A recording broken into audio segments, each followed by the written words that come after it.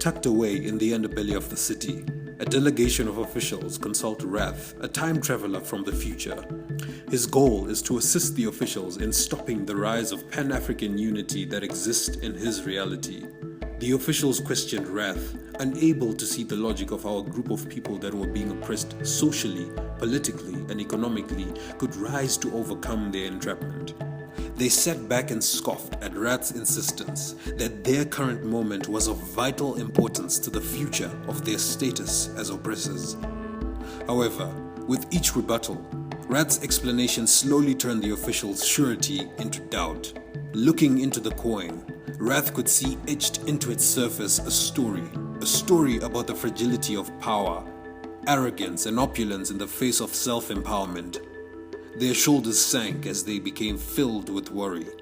Unable to take the feeling of doubt, they demand Rath tell them how this horrid future could ever exist. Rath explains, "In the year 2054, Africa leads the world, having experienced exponential growth due to the advent of Bitcoin. The resource-rich continent benefited from the ease of trade and currency exchange Bitcoin brought and leapfrogged past competing regions.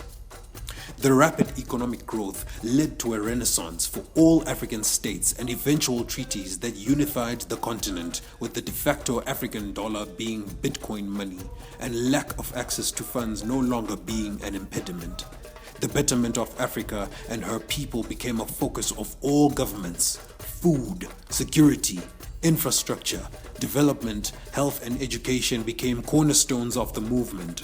This Pan-African movement is the downfall of my time." They ask Rath how it will begin.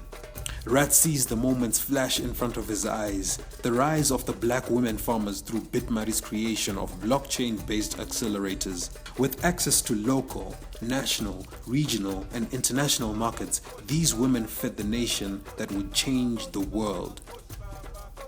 "The only way to stop them," Rath explained, "is to create a temporary flee from banks and an overdependence on hard cash rather than digital currency which we will control.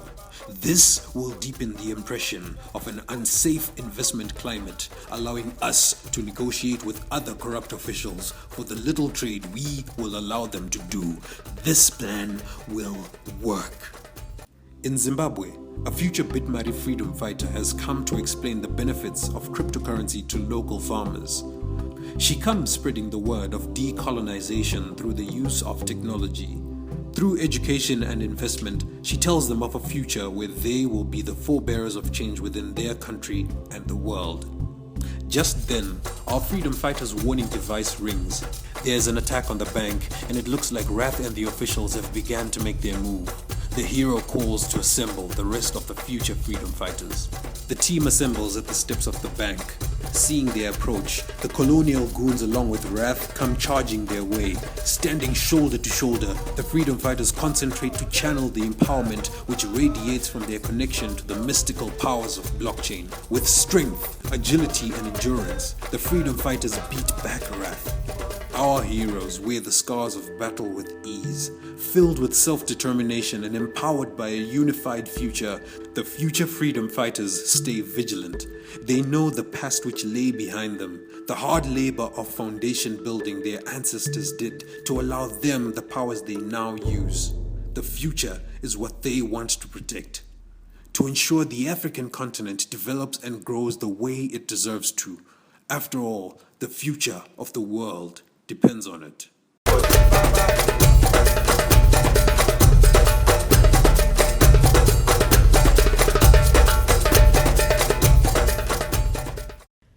Africa.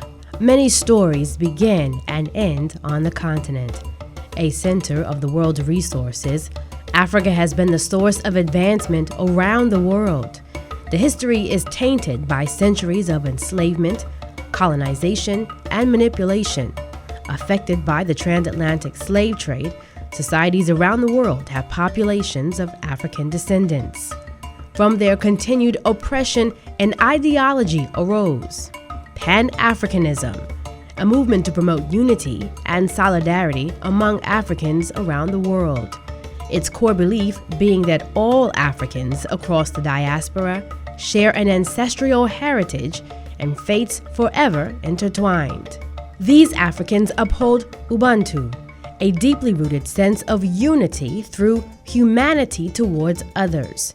The purpose of this unity being social, political, economic, and cultural progress. Our tour and our focus is around Black people in general. We think that if we leverage, everywhere I've gone, unfortunately, the people that look like me have been at oftentimes the bottom.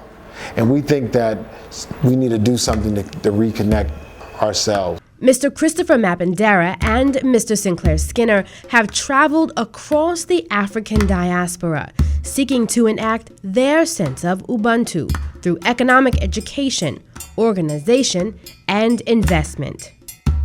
They believe that technology changes the world in ways that politics, militarism, and economics cannot, and that Bitcoin will be the technology that unifies a United States of Africa. Using a different technology. We're using the blockchain, Bitcoin technology. We have our colleague here, Brother John Karanja. He's from Kenya. So BitMari is truly a pan-African tech company, a tech startup, where we're leveraging the brains throughout the entire diaspora. See how you can relate it to Rome, and then you relate it to the rest of Africa. When somebody says Africa is the new frontier for economic development and so forth, let's not be left behind. Let's find ways. BitMari, a fintech startup, comes as their approach to building solutions for Africa and the African diaspora by leveraging cryptocurrency and blockchain technology. Wanting to create deeper economic ties between the diaspora in the effort of mutual Pan-African support, Mapindera and Skinner created BitMari in 2015. BitMari is the only Bitcoin-based company working with the African Central Bank, and they have worked through local bank partnerships to lower the cost of remittances in Africa. Leveraging on blockchain technology, BitMari has drastically lowered the cost of remittances to Zimbabwe, which is the beginning for its minimum viable product. Black people! I love black people. We love you. I love Zimbabwe. We think out of all the tools to change the world, politics, economics, all these things, we think technology is the most beneficial, efficient way to change the world. So we want to give a context to the world that BitMari looks at, and I'm going to give you a little snippet from a video. In 1890, the people of present-day Zimbabwe lost their land to a group of imperialist settlers known as the Pioneer Column. A series of protracted struggles followed thereafter, sparked by the first Chimurenga, which the locals lost, but they made a comeback with the second Chimurenga.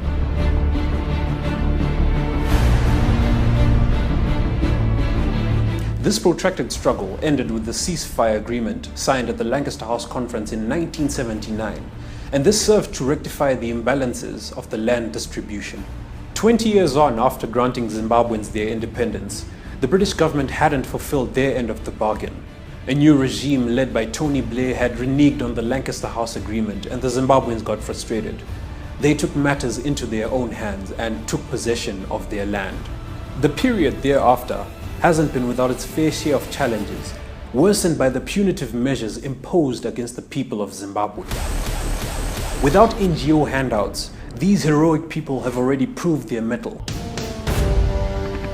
In the aftermath of liberation wars fought to end colonialism, most of the African countries reeling from conflict, despite enjoying a measure of political independence, are still slave to economic and monetary systems. But one nation that is the center of attention has defied all odds and carved a legitimate state of self-rule and is entering an age of advancement on the foundation of a civilization that existed thousands of years before the advent of colonialism. Having done away with the nationalized flat currency, Zimbabwe currently uses the rand, the dollar and the pula as a means of trade. With one of the greatest mobile telephony penetration statistics in Africa, many of the unbanked are turning to mobile banking and are the driving force of this economy. Zimbabwe stands to benefit from an economic vehicle just as disruptive as its independent national spirit. Introducing BitMari, an immensely disruptive concept that has the potential to restore our economy to being one of the most powerful on the globe. BitMari is a Zimbabwean remittance platform that aims to make it easier for members in the diaspora to send money back home through the use of an incredible technology known as Bitcoin. This will aid in transforming the Zimbabwean economy by eliminating the middleman and the traditional financial transactions, and also introducing a cashless nature of exchanging goods and services. So how it works? BitMari.com is integrated with Bitcoin. Customers can send their money using Bitcoin from anywhere in the world through the Bitcoin network. BitMari has partnered with a financial institution in Zimbabwe which will facilitate the disbursement of funds to the recipients through its network of branches. If we can link through financial systems that don't rely on a former colonizer to control, we don't need anyone else. There's enough black folks throughout the globe that have access to stuff that we can work collectively on. And I'm not saying charity, I'm talking about mutually beneficial and everybody get paid. I add value, you add value, I compensate you because I appreciate you and you compensate me. This doesn't have to be built on the colonial model. One of our catchphrases is decolonize your life. Whatever you think of color, race, whatever, we say, look, fundamentally, colonialism is a form of predatory capitalism. Fundamentally, the colonizer never was willing to compensate the folks he was doing business with. Man, you didn't have to kidnap me, man. You didn't have to come shoot everybody. We could have negotiated this thing. We could have did some equity. You don't have to just blow my head off and rape my wife. You know, this is on that. But again, the system has evolved. So it doesn't have to necessarily have the blatant tactics of the old colonialism, but that system of not wanting to compensate, but wanting everything we have, it's still there. And as long as those who coveted and wanted and desired what you have are around, your freedom, your liberty is always in jeopardy. This thing is not a destination. We got to be vigilant. In America right now, even with a black president, we had the police killing us.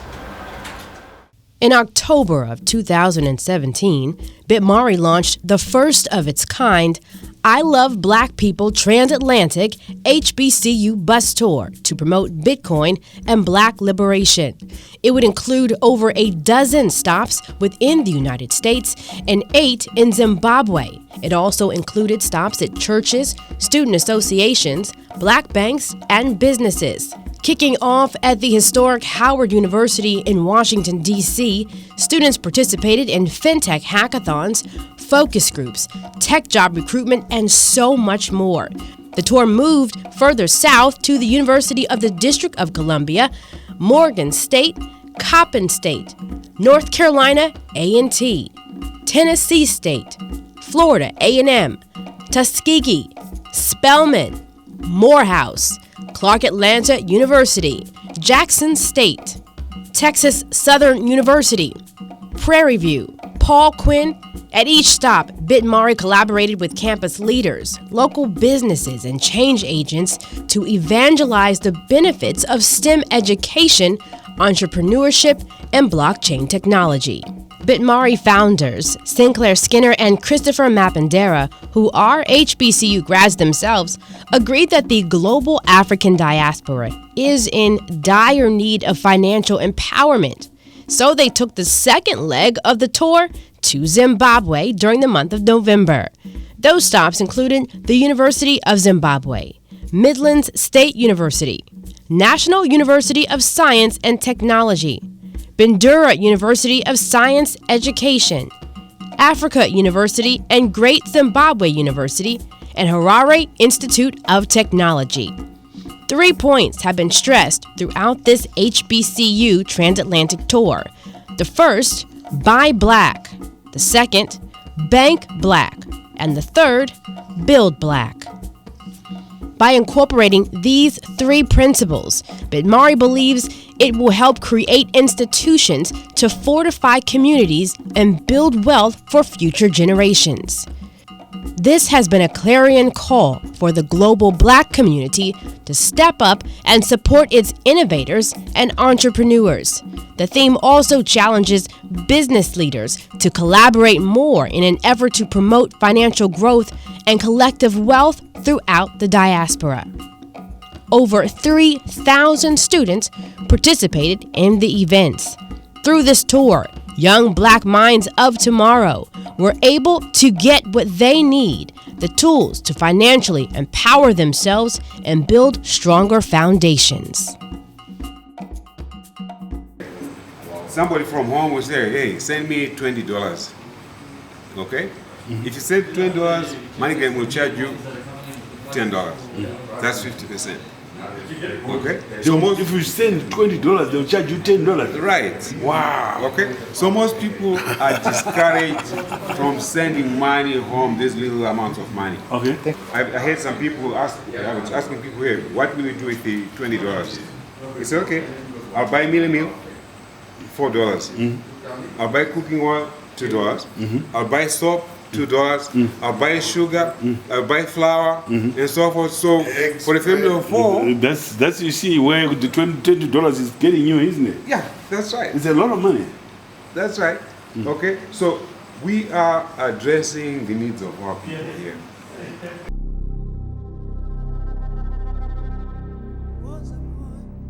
Reeling from the effects of El Nino, Southern Africa has found itself in a precarious position and in the last 8 months has seen a deterioration of the nutrition situation in a number of countries including Zimbabwe. Zimbabwe has land as well as farmers and therefore the capacity to alleviate food shortages and in the process get its economy back on track.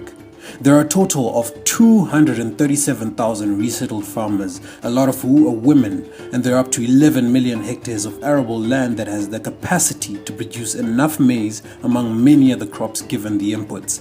But women farmers need finance to activate their potential. Tine chinangwa chokuti maisandro yese iwane mbeu ubva kwatiri ichibva muzvihuta.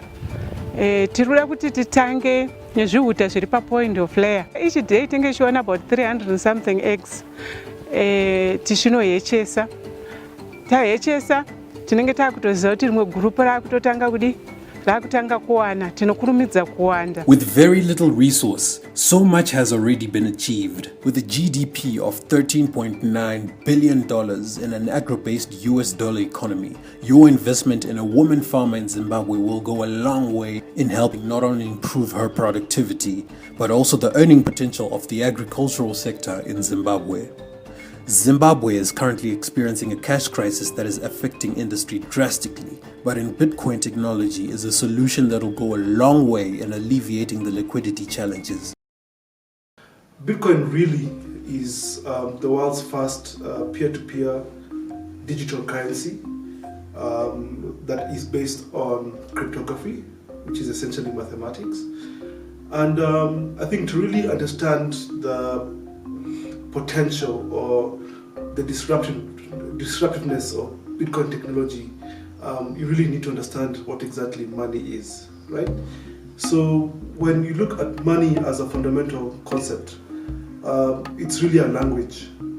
Here in Africa, we're in Zimbabwe, if you go back to the pre-colonial days, money was essentially an exchange of value. So you could have one person who has a cow, and he goes to his neighbor, and they exchange the cow for 4 goats, right?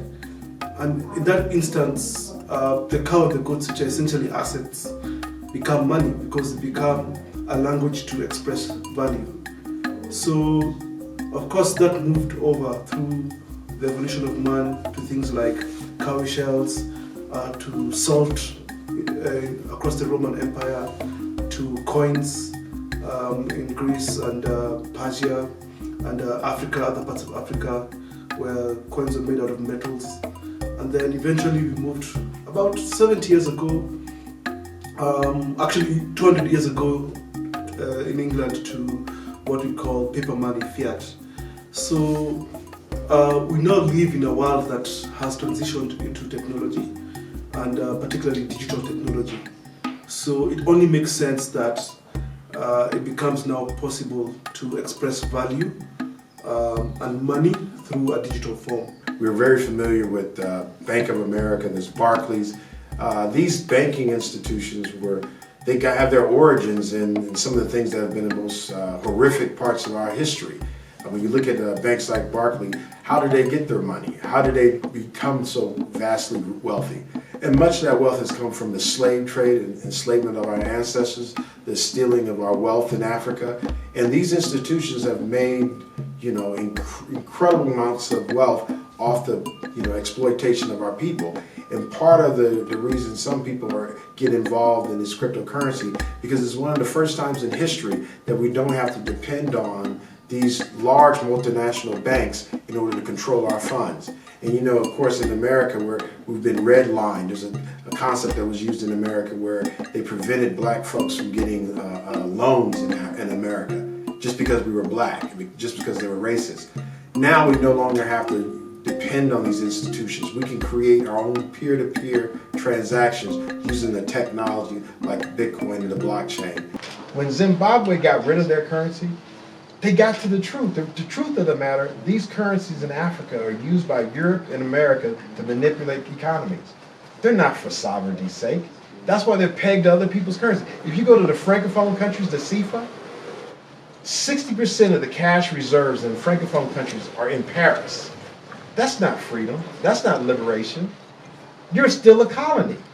Now they call it neocolonialism. They may let you pick your president, maybe, and if they don't like you, what? They have a coup or put sanctions against you? They'll do all kinds of things. My point is, if we really want to have an honest conversation about the economies in Africa, they still are manipulated and controlled by Europe. Now, we can put lipstick on it and we can dress it all up and try to say who's doing better, but all of them are doing whatever they're being told by Europe. Our militaries are controlled by Europe, our economies, our policies, everything's dictated. Yeah, we're at Western Union Chinoi branch, and we've just been informed that there's no cash, and there hasn't been any cash whatsoever for the past week. And they were expecting cash to come in on Friday, but it didn't come through. So we have some elderly folk who have been coming, and they're in a queue, and they're just hoping that the money comes through today. And if it comes through, then they'll get somebody who's in South Africa or whoever to send the cash immediately, and then they can collect. So the person in South Africa is on standby to find out whether the cash has come or not. So these people are in the queue just waiting to hear that the cash is there or that the cash has come. The moment it comes, they then communicate that to the person in South Africa. So they can spend the whole day there and the cash doesn't come, and they come back the next day and still stand in that queue just to wait for the cash. So they're saying they hope it comes today. It was supposed to come on Friday, but still there's nothing so far.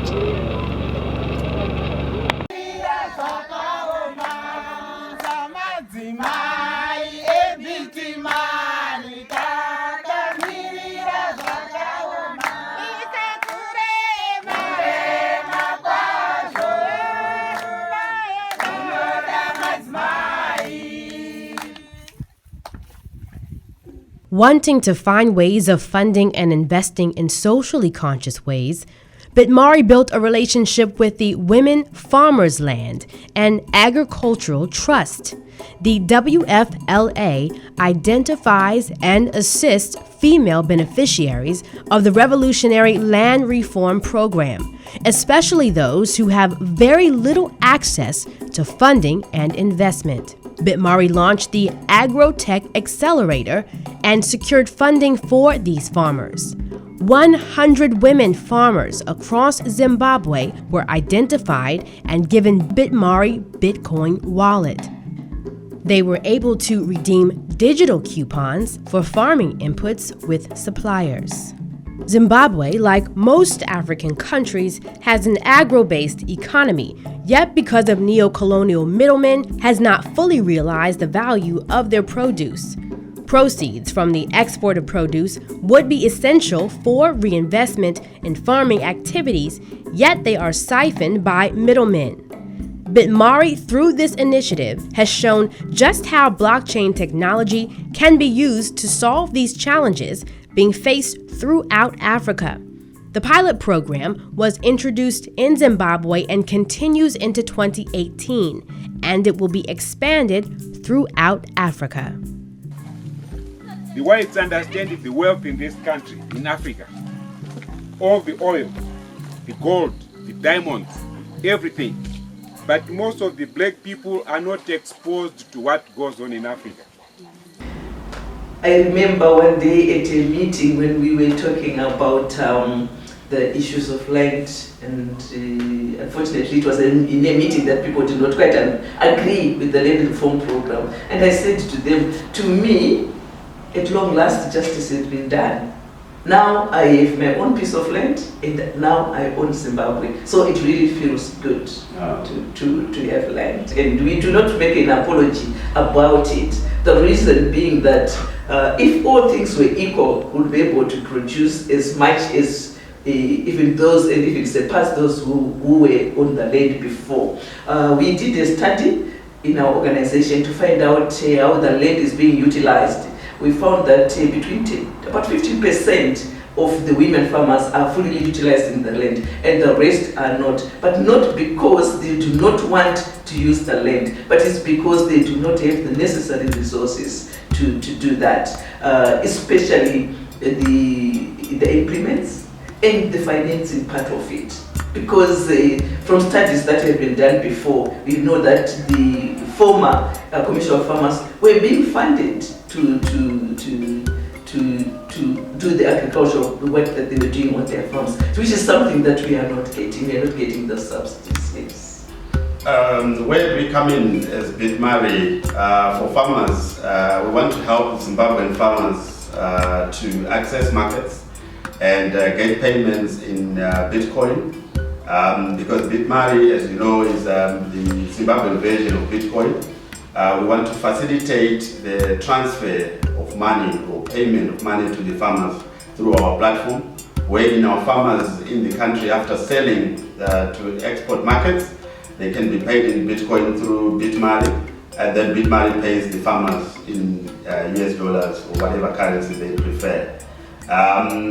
We would want to actually replicate that to actually other business units, not just farmers, but the entire economy, even covering remittances from Zimbabweans in the diaspora, sending money to their loved ones back home.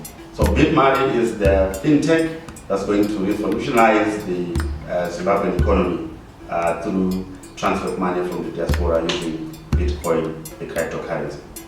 You guys control the country from top to bottom. So even when we go meet with bank people or reserve bank people, all the people look like us. When you go to Kenya or South Africa, it's very different. People whose interests are different than what we're trying to do and as it relates to elevating the quality of life of black folks. And we think the fact that you guys have that gives you a cultural edge over so many people. In terms of agricultural production, particularly this part of the country, Mashona and West, Mashona and Central, this is the hub of agricultural production in terms of your cereals. This is where it happens. I like to be a woman in Zimbabwe because with these black Americans coming in, having noticed the problems faced by their counterparts, countermen or women in Africa, together we can do wonders for the world. We welcome their partnership. As women and the girl child have been left out in the cold for a long time. I think this is going to improve our working systems in the fields. We are not to play with the land, because the land is where we get what we want, be it the money, the food, but food is more essential. For someone to operate here and there, it should be well fed. We do welcome them. And if they can spread their wings all over our country, then I will be home and dry. Thank you. We're going to set the agenda. We're going to use this in ways to empower the people that we're very concerned about. We've done a project in your country with women farmers. That's why we have the WIFLA here, where we use Bitcoin as a digital token. We use it as a digital coupon to help get funds to the different farmers in like 9 of the 10 provinces. We would have never been able to send that amount of funding as quickly and cheaply without the advent of Bitcoin. They all had our wallet. We would send it to them. We then pre-funded accounts at the different suppliers, and they took their Bitcoin and redeemed them for supplies at the local vendors. So we were able to get, and we did crowdfunding. We actually got African Americans, professionals just like yourselves, to send money. We crowdfunded. It was a small project, about $25,000, and we supplied inputs for the farmers, as well as foot pumps and some other things. But again, it showed the power of technology and how we can work together as black folks without going to NGO or anybody else. Just, professional black folks on both sides of the ocean working together to actually build something. And this is not a handout. These are folks who are investing in the brilliance and the land of the folks here on the continent. BitMari is a payment platform that significantly lowers the cost and increases the speed of remittance payments throughout the African diaspora using Bitcoin. Using BitMari, the African American community and global pan-African diaspora are given a chance to become owners of their finances. And this serves as a catalyst for financial empowerment in the global Black community. BitMari is challenging the neo-colonial banking infrastructure and building itself into a market leader, spurring genuine social and economic development throughout the African continent.